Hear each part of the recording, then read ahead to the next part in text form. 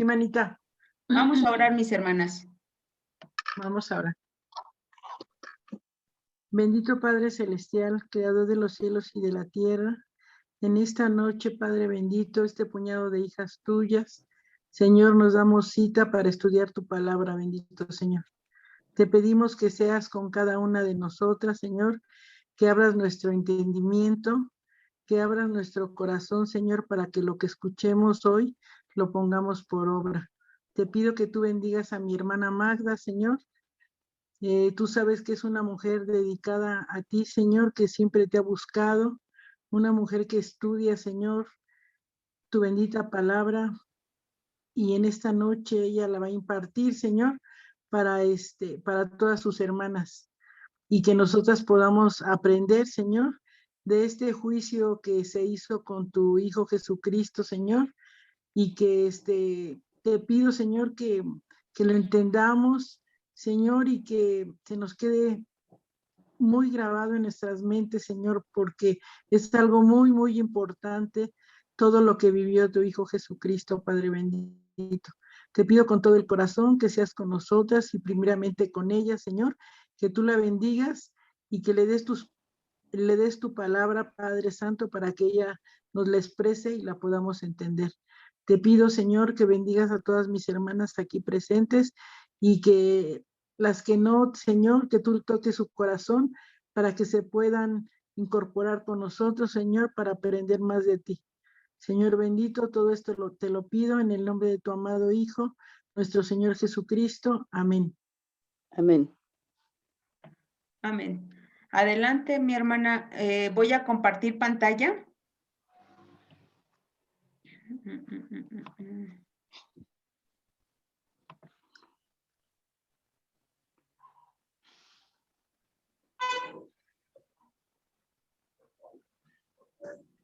Ok. Esta es Magda. Adelante. Sí, puedes acercarla, puedes, ¿cómo se puede decir? Ponerla como... Ajá. Ahí la ven las hermanas, si no como pantalla completa, hasta abajo hay como una copita. Espérame. Normal, clasificador, presentación. Espérame. Presentación.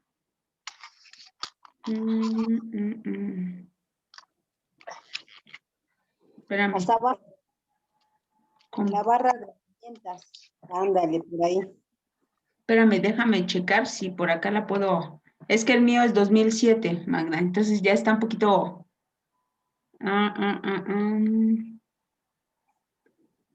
Presentación.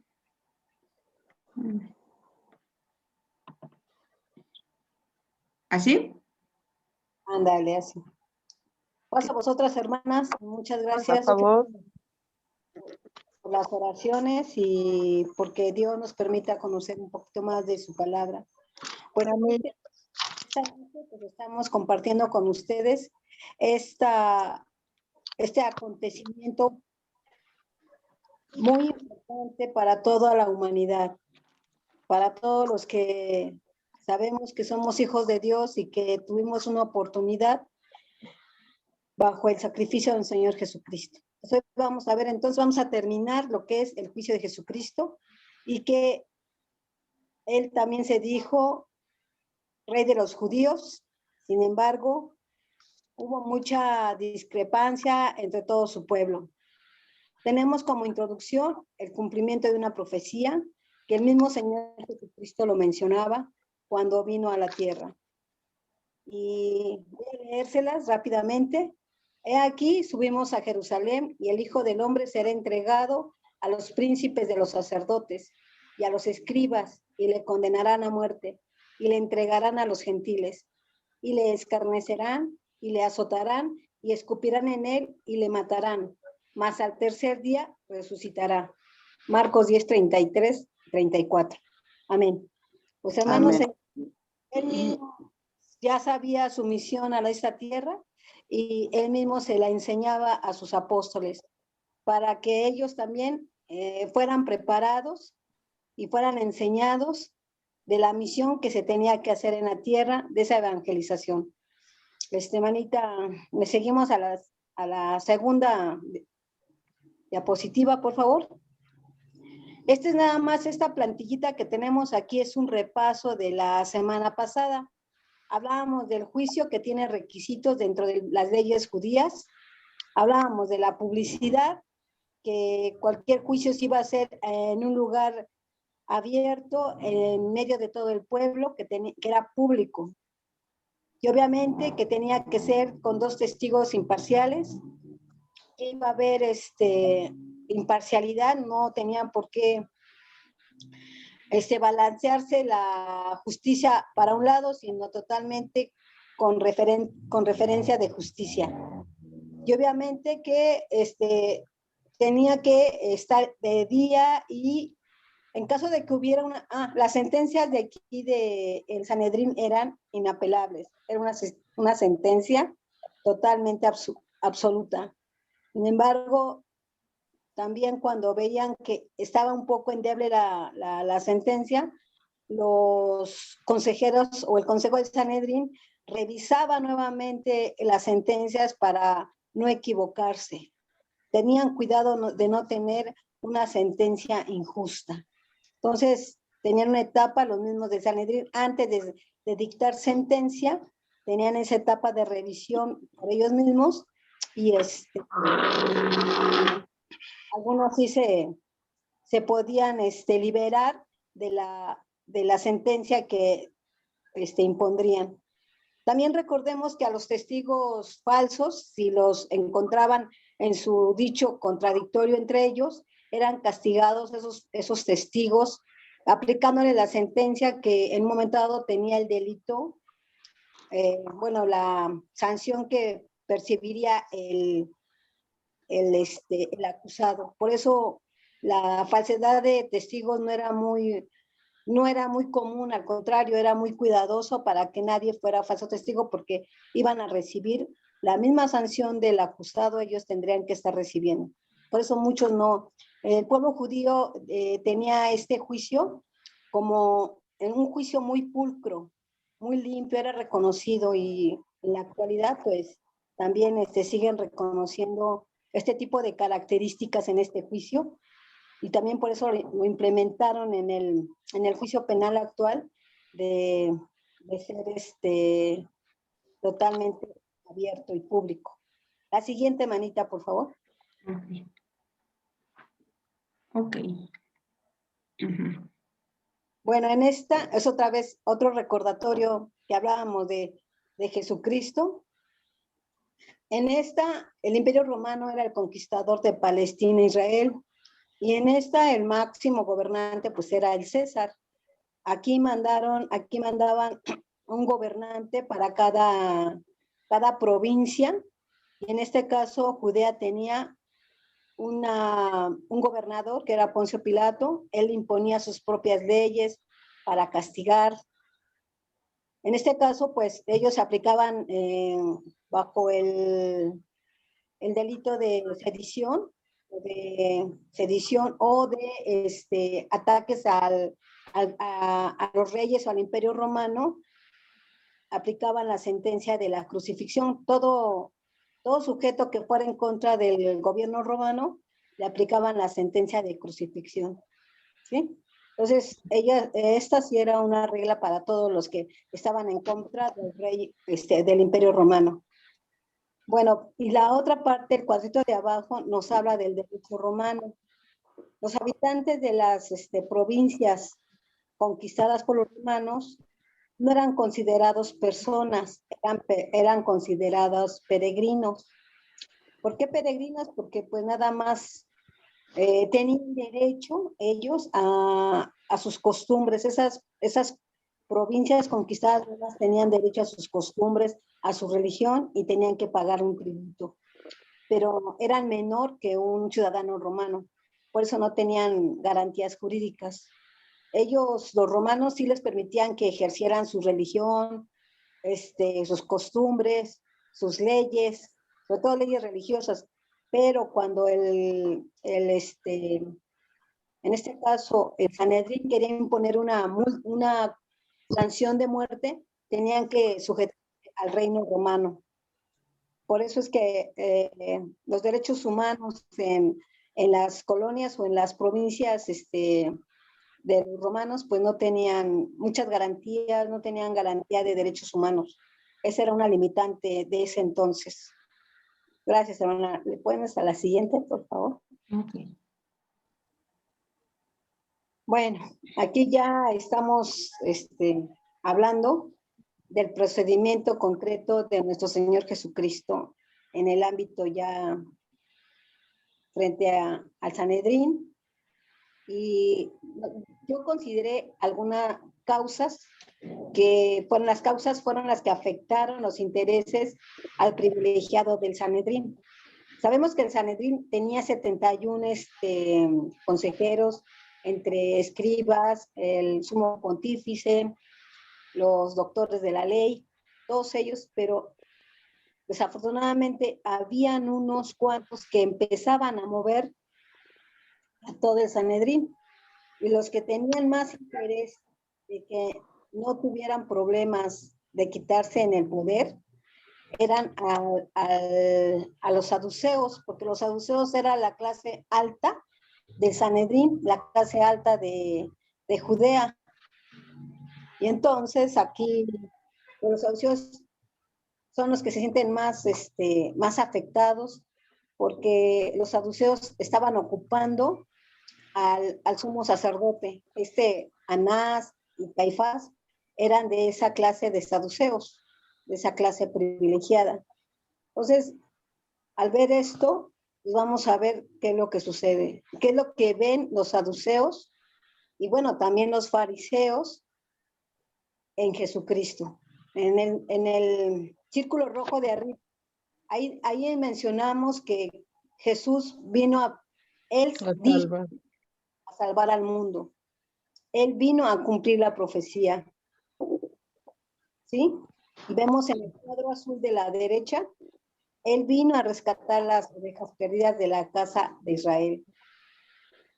Queriendo sensibilizar al hombre que en esa época estaba dándose con esa fuerza que tenía el Sanedrín de estos saduceos, porque ya estaban perdiendo esa humildad y esa unidad. Por eso él dice, vengo a sensibilizar a hombres que tiene un corazón duro y faltos de fe. Cristo también manifestó la gran misericordia de Dios en todo el pueblo, en los necesitados, dándoles curaciones, curándoles de sus heridas, enseñando que ya llegó el reino de los cielos. Todas estas situaciones y otras más, porque hubieron muchas parábolas y muchos mensajes, porque los fariseos sí se sentían tan desplazados, porque el pueblo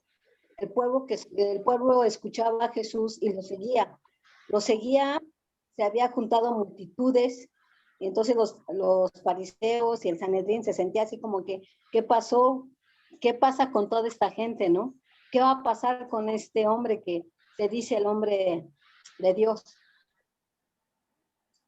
Entonces, ahí fue una parte muy interesante porque Jesús confrontó a los fariseos, declarándoles así definitivamente que tenían una frialdad a la misericordia y habían provocado la división del pueblo.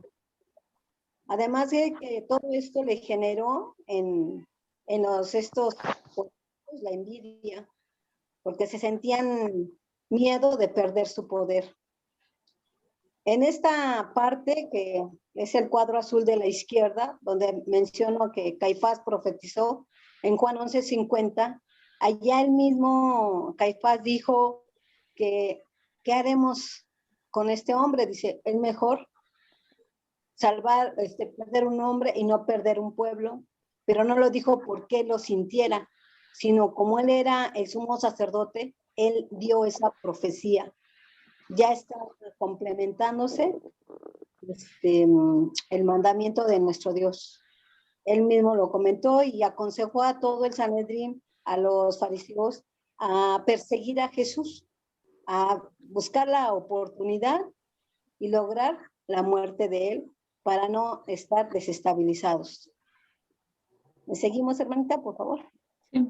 Nada más para, no sé si me escuchen. ¿Sí me escuchan? Sí. Pero también para comentarles que esta parte de la envidia, pues fue generada también porque Jesucristo de algún modo corrió a los que estaban en el templo. Entonces ellos recibían cierto beneficio económico, por eso fue que más le agarraron más odio a Jesús, ¿no? Porque de algún modo había un interés ya no tanto religioso, sino que ya ellos ya comercializaban pues los corderos, o sea, todo ahí en el templo. Y cuando Jesús los echa, pues ellos se sienten como agredidos. También por eso incrementó la envidia de ellos. ¿Algún otro comentario, hermanas, que quieran complementar, por favor? Mi hermana Yo sí, hermana. va a comentar. Adelante, mi Hola, hermana Ale. hermanas. Pasa vos, iglesia, pasa vosotras, hermanas. Todos. Pues, hola, pues justo yo estuve en unos estudios también sobre los textos de los evangelios y los procesos, digamos, históricos que se vivieron. Y nos comentaban en esa ocasión, en este seminario, que una de las, más bien no una, sino varias de las razones por las que condenaron a Jesús fue porque atacó directamente los privilegios, como decía un poco Judith, no solo económicos, por ejemplo, eso de diezmar, ¿se acuerdan que decían que diezmaban la menta y diezman todo? El dinero. Ellos se quedaban también como cierta cantidad, digamos, ahí no existía, pues ahorita como el dinero como tal, digamos, tan a la mano, eran otro tipo de monedas, pero sí había cierta riqueza por medio de lo que se daban mutuamente, ¿no? Por ejemplo, los diezmos, lo que se quedaban. Y los privilegios, por ejemplo, de las cartas de repudio. O sea, cuando él menciona eso, y incluso en el texto bíblico aparece 2 veces que dice, y le vuelven a preguntar acerca del divorcio, ¿no? Porque ellos ya estaban acostumbrados, como en cuanto envejecía a su esposa o ya les parecía que no estaba tan increíble, pues le daban su carta de repudio y ya se buscaban otra, ¿no? Y entonces era como muy normal. Obviamente ese privilegio no lo tenían las mujeres no podían ir con su carta de repudio y decir, este tipo es insoportable, ¿no? Entonces, sí estaba tentando Jesús con muchos privilegios, en especial de los fariseos. Y otro privilegio que se menciona por ahí era lo de las oraciones. Creo que a ellos se les pagaba por orar. Hay registros históricos que tenían hasta ciertas cantidades de, digamos, por las que tú podías darles a ellos por hacer ciertas oraciones, ¿no? Por eso él dice, los que reciban por sus oraciones, pues ya tienen su recompensa, ¿no? Tanto en términos de prestigio, porque si te veían orar, pues es porque eras muy, muy, muy excelente, digamos, muy conectado con Dios, muy religioso, pero también porque algunas veces recibían, pues no porque, o sea, no porque ellos lo vendieran, sino porque decían, pues como apoyo yo te doy tanto, ¿no? Y muchas veces lo hacían por un interés, digamos, económico más allá que realmente hacer que las personas siguieran a Dios o que incluso que los judíos pues sirvieran a Dios. Entonces sí creo que hay que señalar cómo Jesús hizo una labor súper fuerte al quitar privilegios de las autoridades religiosas, ¿no? O sea, de decir, por ejemplo, cualquiera puede venir al Padre. Y recuerden que antes, no sé, antes era, alguien tiene que mediar, alguien tiene que o hacer el sacrificio del animal o orar por ti para que Dios te responda. Y entonces lo que implicaba con que Jesús te dice, no, tú puedes orarle a Él y Él te va a responder, implicaba realmente como una pérdida de muchos privilegios para los que estaban en un poder religioso. Eso es lo que a mí me enseñaron. No sé si usted también, hermana, le hayan enseñado esa parte. Eso es lo que, hasta donde yo tengo entendido, fueron muchas de las motivaciones que buscaban por eso, pues matar a Jesús o aprenderle por lo menos. Gracias.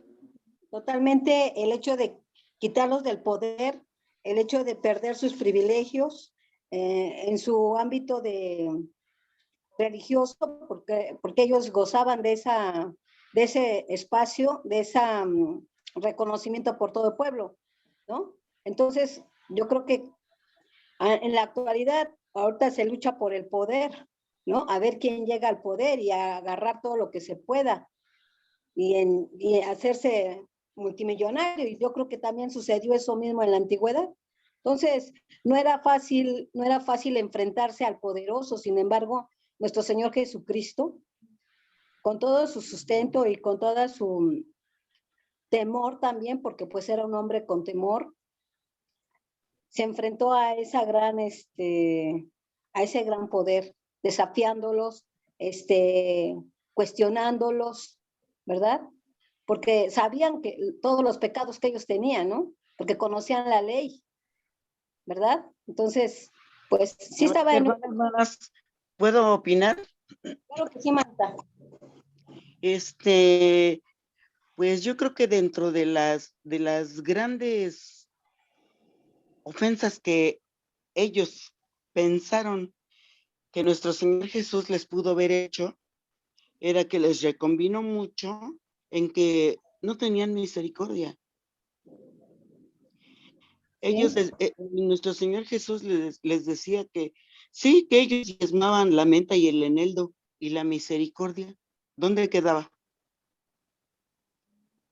Ese fue, pues, pienso yo que otro asunto muy, muy importante para ellos, porque, pues, sí, nuestro Señor Jesús les estaba enseñando muchas cosas al pueblo. Todo lo que su padre le había dicho que enseñara, eso vino a hacer. Así Pero, pues, al Sanedrín no le pareció, ni tampoco le pareció pues que como dicen, como han opinado mis hermanas, respecto del dinero, dicen Eclesiastés que todo tiene su tiempo y que no hay nada nuevo debajo del sol. Así es de que la misma corrupción que hay hoy, pienso yo que hubo en ese tiempo y en otros tiempos. Gracias, hermanos. Sí, gracias, manita. Entonces, pues vamos a continuar porque el tiempo también se nos acaba y esperamos terminar ahora sí todo lo que traemos. Hermana Judith, ¿nos puedes poner la siguiente presentación? Espérame tantito, porque me aparece que ya se nos va a acabar el tiempo. No Pues me ven, digas. sí, lo que pasa es de que habíamos hecho con otro, bueno, más bien con otra aplicación, y ahorita ya me aparece que, entonces estoy tratando de programar ahorita, ¿cómo se llama? Otra reunión. Otra reunión para poder, ¿cómo se llama? Mandárselas. ¿Sabes qué? Mande. Ajá, pero es que también yo creo que si esa clave que nos diste, si la volvemos a reiniciar, ¿no nos vuelve a dar el servicio? No lo sé, No. Magda. Creo que no, hay que programar otra, porque Según yo sí, Judith, según tú sí, según yo sí se puede. ¿crees? Nos vuelve a prolongar el tiempo.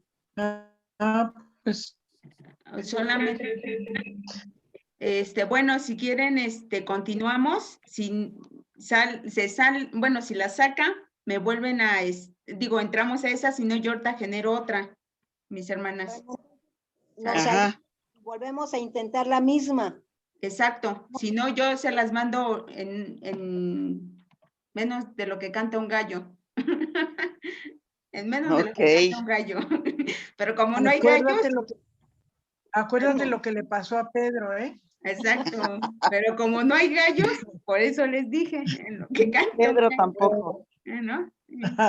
Ahora sí, es esta, Magda.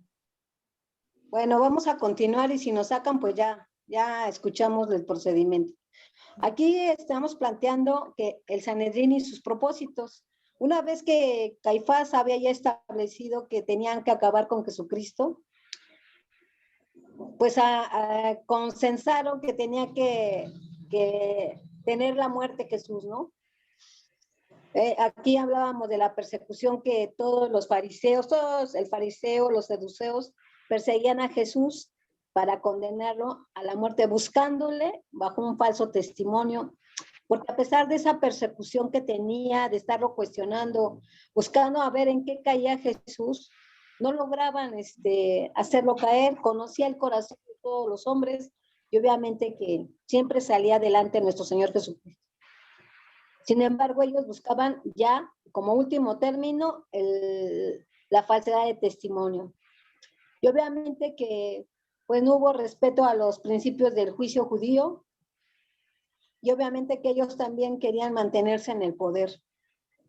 Negaron la profecía, y una vez que ya hayan obtenido la sentencia, lo iban a llevar ante un juicio romano para tener la muerte de crucifixión. Esos eran para mí los propósitos que yo alcancé a ver. No sé si alguna de ustedes quiere agregar algo a estos propósitos del Sanedrín. Solamente, Magda, lo que te preguntaba yo, ¿realmente fue un juicio lo que manejaron en el Sanedrín? No, Porque yo lo veo más bien como un interrogatorio. O sea, realmente Jesús es acusado, pero no tenía a sus acusadores. O sea, ellos ahí se no dieron, tenían bueno, bases. ahí estaban buscándolos. Entonces, más bien no fue como un juicio como tal. Tuvieron algunos aspectos que quieren encuadrarlo, ¿no? Pero obviamente Exacto. que era una persona totalmente ventajosa, ¿no? Sí, o sea, como que de algún modo lo querían acomodar a su forma. O sea, era como ganar tiempo porque también fue en la noche, ¿no? En el poder donde estaban. Exacto. Ahí se aprovecharon para poder, obviamente, ¿no? Estando en el poder, pues se hace y se deshace. Uh-huh. Bueno, entonces vamos a continuar con los procedimientos ya en el caso de nuestro Señor Jesucristo y la actuación que tuvo el Sanedrín. Pues es detenido en la noche. ¿Sí se acuerdan de esta parte, hermanas? Sí, Por Sí. multitud de gente, es amarrado de las manos y llevado al patio de Anás y cuestionado por Anás. Anás era del año pasado el sumo pontífice, y en este momento Anás ya no tenía ningún tipo de autoridad. Sin embargo, como les digo, se aprovecharon de su privilegio y lo llevaron a la casa de Anás para poderlo cuestionar. pero era yerno de Caifás. Ajá, Exacto. sí. Anás era el suegro de Caifás. Así Eso es. que me dijo mi hermana Magda, hermanas, está en San Juan 10:34, que has llevado primero a Anás. Ajá. Uh-huh. Sí, manita, gracias. Sí, fue Anás primero, lo cuestionaron y después se lo llevaron a Caifás. Caifás. ¿Sí? Uh-huh. Entonces sabemos que es un juicio irregular con testigos falsos. Empezaron a tener cuestionamientos con él. Cuando ven que ya no ven ningún avance, se van con Caifás. Y vamos a la siguiente diapositiva, manita, por favor. Uh-huh. En esta parte, hermanas, pues ya vemos que la llamamos Cristo sentenciado por el Sanedrín. Ya llega con Caifás